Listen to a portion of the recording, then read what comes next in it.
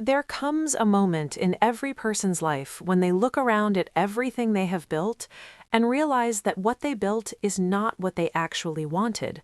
Not all of it, maybe not even most of it. They look at the habits they have developed and see patterns that are hurting them more than helping them. They look at the relationships they have maintained and see connections that drain more than they nourish. They look at the daily life they have constructed, the routines and the rhythms and the automatic behaviors that make up the texture of their existence, and they feel a gap. A quiet, persistent, sometimes devastating gap between the life they are living and the life they know they are capable of living. That moment is not a failure. That moment is an invitation. An invitation to do something that most people never find the courage to do, to stop, to look honestly at what is not working, to make the decision that the version of yourself that got you here does not have to be the version of yourself that carries you forward, to choose deliberately and completely to rebuild. Rebuilding yourself is not the same as starting over. Starting over implies that everything you have done and learned and experienced and survived was wasted. It was not. Every difficult chapter, every mistake, every moment of failure and disappointment and pain that brought you to this point was building something in you, even when it felt like it was only destroying something. It was building wisdom, resilience, self-knowledge, an understanding of what you do not want that is just as valuable as knowing what you do. Rebuilding means taking all of that, all the material of your lived experience, and using it more intentionally, more wisely, with the clarity that only comes from having tried things that did not work and having survived things you were not sure you would survive. You are not starting from zero, you are starting from experience. And experience, when you are willing to learn from it honestly, is one of the most powerful foundations a rebuilt life can stand on. But rebuilding does not happen by accident. It does not happen through wishful thinking or vague intention or the kind of motivation that burns bright for a week and then fades back into the same old patterns. Rebuilding requires habits. Specific, daily, intentional habits that slowly and surely construct a new architecture of self, a new way of thinking and moving and showing up in the world that is aligned with who you are actually trying to become. And today I am going to give you 12 of them. 12 habits to rebuild yourself, not quickly, not painlessly, but genuinely, permanently, in a way that lasts because it is built on something real. The first habit is the habit of honest self-assessment. Before you can rebuild anything, you have to know what you are actually working with, not the version of yourself you present to other people, not the version you describe when someone asks how you're doing, the actual version, the one that exists in the private moments when nobody is watching and the defenses are down and the truth is unavoidable. Honest self-assessment means sitting down regularly, weekly at minimum, and asking yourself the hard questions. Where am I actually right now? What is working? What is not? What am I avoiding? What am I pretending is fine when it is not? What behaviors am I continuing that I know are taking me in the wrong direction? This is uncomfortable. It is supposed to be. The discomfort of honest self-assessment is the discomfort of seeing clearly. And seeing clearly, even when what you see is disappointing or difficult or not what you hoped, is the essential first step of every genuine transformation. You cannot fix what you refuse to see. You cannot change what you will not acknowledge. And you cannot rebuild yourself if you are not willing to look honestly at what needs rebuilding. Assess honestly, regularly, without flinching, and let that honesty be the compass that guides everything else. The second habit is the habit of letting go of who you were.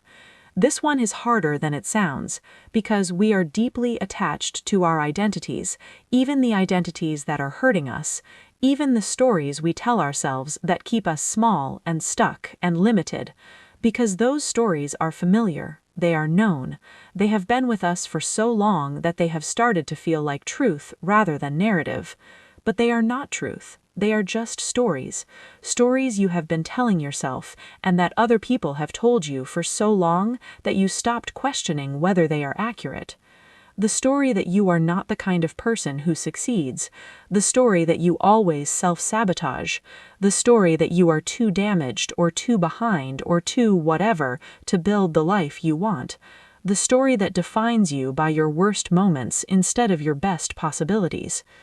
Letting go of who you were means choosing, consciously and deliberately, to stop letting those stories write your future. It means understanding that your past is information, not destiny, that what you have done is not the limit of what you can do, that who you have been is not the ceiling of who you can become. This letting go is not a single moment, it is a daily practice. Every day you will feel the pull of the old identity. Every day the old story will try to reassert itself. And every day you practice choosing a different story, a story about who you are becoming rather than who you have been. That daily practice of choosing the new story over the old one is how identity actually changes. The third habit is the habit of designing your environment intentionally. Most people are unconscious about this.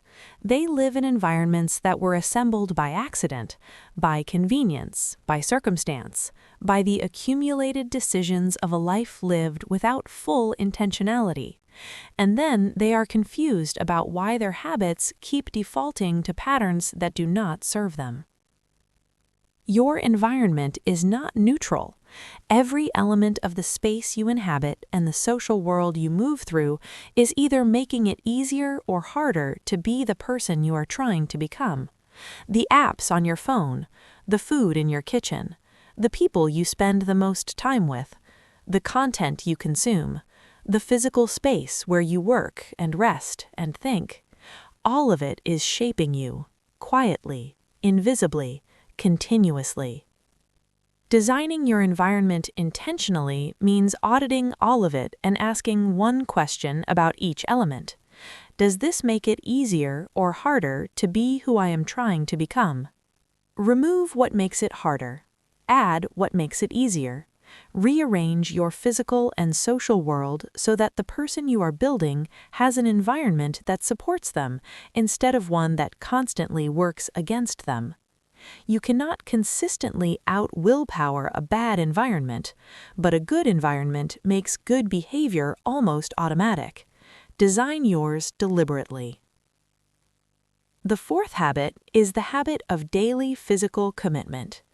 Your body is the foundation, not a metaphor, the literal, physical foundation of everything else you are trying to build. Your cognitive function, your emotional regulation, your energy levels, your confidence, your willpower, your capacity to handle stress and difficulty, and the inevitable hard days of any rebuilding process. All of it is rooted in the state of your body. Daily physical commitment means treating movement not as something you do when you have time or when you feel motivated, but as something that is non-negotiable, a daily act of respect for the foundation everything else stands on. It does not have to be extreme, it does not have to be perfect, it has to be consistent. 30 minutes of real movement every single day. Walking, running, lifting, swimming, whatever form it takes for you, but every day, without the negotiation that turns a committed habit into an optional activity. And notice what daily movement does not just to your body, but to your mind. Notice the clarity it creates, the mood it lifts, the confidence it builds, the quiet daily proof it gives you that you are someone who keeps their commitments to themselves, even on the hard days, even on the days when motivation is nowhere to be found. That proof compounds, and the person it builds is the foundation of everything else on this list. The fifth habit is the habit of protecting your mental inputs. You are, in a very real and neurological sense, what you consume. The information, the opinions, the content, the conversations, the media that you allow into your mind every day are not passing through you without effect. They are shaping your beliefs, reinforcing or challenging your assumptions, building the mental architecture through which you interpret every experience in your life. When you are rebuilding yourself, protecting your mental inputs is not optional, it is essential. This means being ruthlessly intentional about what you allow into your mind. It means choosing what you read and watch and listen to and talk about with the same deliberateness you would bring to choosing what you put in your body during a physical recovery. Because you are in a mental and emotional recovery, and the content and conversations that filled your previous life may have been contributing to the patterns you are now trying to change. Replace them deliberately with content that expands your thinking, with conversations that challenge and inspire you, with information that builds the person you are trying to become, rather than reinforcing the person you are trying to move beyond. What goes in determines what comes out. Protect the input. The sixth habit is the habit of seeking discomfort deliberately. This is the habit that most directly determines the speed of your rebuilding, because rebuilding requires growth, and growth requires discomfort. Not the random, unwanted discomfort of things going wrong, the chosen, intentional discomfort of doing things that push you past the edge of what is currently comfortable. Every day, do at least one thing that you find genuinely uncomfortable, something that requires you to stretch beyond your current capacity, something that activates the resistance and the fear and the "I am not sure I can do this" feeling that accompanies real growth. It does not have to be dramatic, a difficult conversation you've been avoiding, a new skill attempted for the first time, an hour of focused work on something challenging instead of an hour of comfortable busy work, a social situation that makes you nervous, a physical challenge that exceeds your current easy level. Whatever it is, the practice is the same. Feel the discomfort. Do it anyway, and notice what happens on the other side. Notice that the thing that seemed so threatening before you did it is almost always smaller and more manageable than the fear of it. Notice the quiet expansion that happens inside you every time you do something you were not sure you could do. That expansion is what rebuilding feels like from the inside, and it only comes from choosing discomfort deliberately and consistently. The seventh habit is the habit of learning continuously. The person you are rebuilding into needs to be equipped, more capable, more knowledgeable, more skilled than the person you are leaving behind. And that capability does not appear automatically. It is built through learning, daily, intentional, directed learning. Not passive consumption, not scrolling through content and absorbing information by accident. Deliberate learning. Choosing what you need to know to become who you are trying to become and pursuing that knowledge with discipline. Read books that are relevant to your growth. Study the people who have built what you are trying to build. Learn the skills that the next version of you needs to have. Give your mind something to work with, something to build from, something that makes the gap between who you are and who you are becoming a gap that narrows with every day of learning, rather than staying fixed. 30 minutes every day, that is all. 30 minutes of real, directed, deliberate learning compounds into a library of capability over a year that transforms what you are able to do and who you are able to be. Learn every day, without exception. It is the investment with the highest guaranteed return in the entire process of rebuilding yourself. The eighth habit is the habit of repairing your relationship with yourself. This one matters more than almost any other, because the relationship you have with yourself, the way you talk to yourself, the trust you have in yourself, the level of respect and compassion you extend to yourself, determines everything. It determines what you believe you are capable of, what you believe you deserve, how you respond to your own failures and setbacks and imperfections. And for most people who are in a rebuilding process, this relationship is damaged. Years of broken promises to yourself, years of self-criticism that went far beyond useful feedback into genuine cruelty, years of trusting yourself and being let down, years of knowing what you needed to do and not doing it, and then punishing yourself for the gap between intention and action. Repairing this relationship requires two things: consistency and compassion. Consistency means doing what you say you will do, not perfectly, not dramatically, but reliably enough that your internal self starts to believe again that you can be trusted. Every small promise kept is a repair. Every commitment honored is a restoration. Every morning you do what you plan to do is a brick in the foundation of self-trust.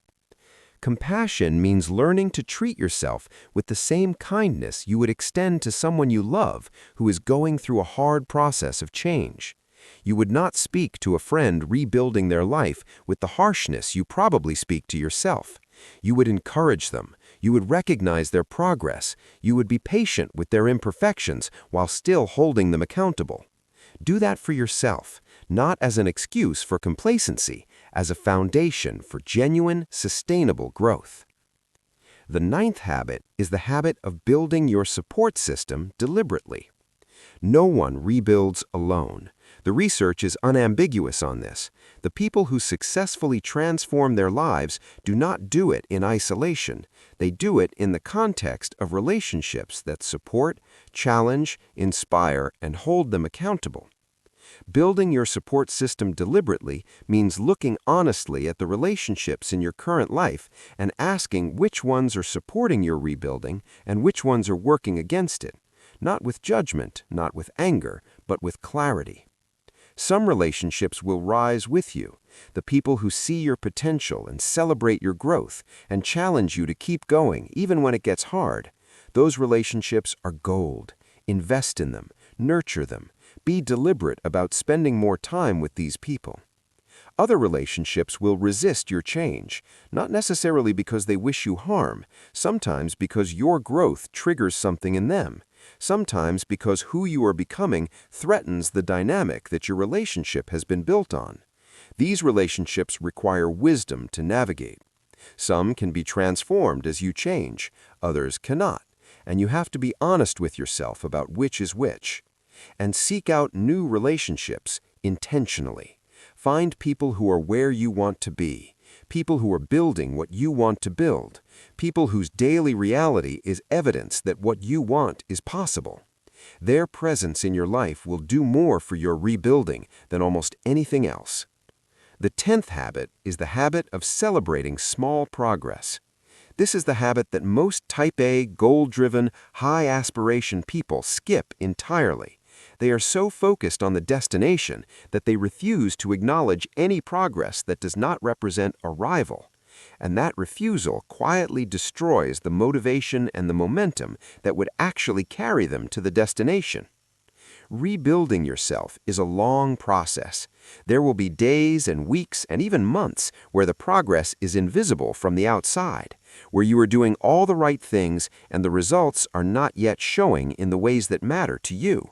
And if your only measure of success is the final outcome, those long middle stretches become demoralizing. They become the place where most rebuilding efforts quietly die. Celebrate small progress. Every day that you showed up, every hard thing you did, every promise you kept to yourself, every moment you chose the new way over the old, every small step in the right direction, regardless of how far it is from the destination. Not as a substitute for the bigger goals, as the fuel that keeps you moving toward them through the long middle where most people give up. Small wins acknowledged become the momentum that carries you to the large victories. Do not skip them. The 11th habit is the habit of practicing patience as an active discipline. Because rebuilding takes time. More time than you want it to. More time than feels fair given the effort you are putting in. More time than the before and after stories on social media suggest it should. And impatience, the feeling that things should be happening faster, that you should be further along, that the gap between where you are and where you want to be is evidence of failure rather than evidence of a process underway, is one of the most common reasons rebuilding efforts collapse. Patience is not passive waiting. It is not resignation or acceptance of the status quo. It is the active, daily discipline of trusting the process even when the process feels slow, of continuing to do the right things even when the right things are not yet producing visible results, of maintaining faith in the compound effect of consistent daily action even when the compounding is not yet visible. Practice it every day.